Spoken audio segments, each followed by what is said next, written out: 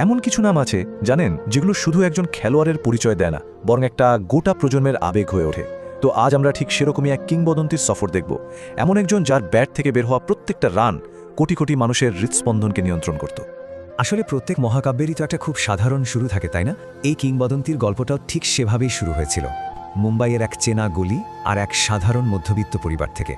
মুম্বাইয়ের এক মধ্যবিত্ত পরিবারের সেই কোঁকড়া চুলের ছোট্ট ছেলেটি যখন প্রথম ব্যাট হাতে নিয়েছিল, কেউ ভাবেনি সে একদিন বিশ্ব শাসন করবে। পড়ার চেয়ে খেলার মাঠই ছিল তার আসল ঠিকানা। কিন্তু কিংবদন্তি হয়ে ওঠার পথটা কি আর কখনো সহজ হয়? একেবারে না। সেই পথে ছিল রক্ত, ছিল ঘাম, আর ছিল একটা হার না মানা জেদ।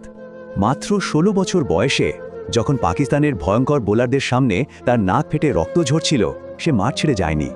সেই জেদি তাকে বুঝিয়ে দিয়েছিল সে সাধারণ কোনো খেলোয়াড় নয়, সে এক লড়াকু যোদ্ধা। আর ঠিক সেই মুহূর্তে যখন সবাই তাকে বলছিল মাঠ ছেড়ে চলে আসতে, তার মুখ থেকে বেরিয়ে এসেছিল মাত্র দুটো শব্দ যা ইতিহাস হয়ে গেল: ম্যাপ খেলেগা। এই যে লড়াকু মানসিকতা, এটাই তাকে নিয়ে যায় সাফল্যের এমন এক শিখরে যেখানে তার আগে আর কেউই পৌঁছাতে পারেনি। ১০০ ভাবা যায়? ক্রিকেট ইতিহাসে এটা এমন একটা সংখ্যা যা শুধু একজনই ছুঁতে পেরেছেন। কি অবিশ্বাস্য একটা মাইলফলক! ক্রিকেট ইতিহাসের প্রায় সব রেকর্ড নিজের নামে করে নিয়েছেন তিনি।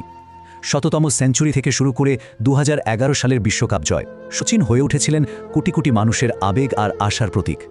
কিন্তু জানেন, সব ভালো গল্পেরই তো একটা শেষ থাকে। আর এই কিংবদন্তির বিদায়বেলা, সেটাও ছিল এক আবেগের সমুদ্র। ২৪ বছরের দীর্ঘ সফর যখন শেষ হলো, পুরো ভারত কেঁদেছিল। তিনি শুধু একজন ক্রিকেটার ছিলেন না, তিনি ছিলেন আমাদের সাহস। সচিন তেন্ডুলকর প্রমাণ করেছেন, সততা আর কঠোর পরিশ্রম থাকলে ঈশ্বর হওয়াও সম্ভব।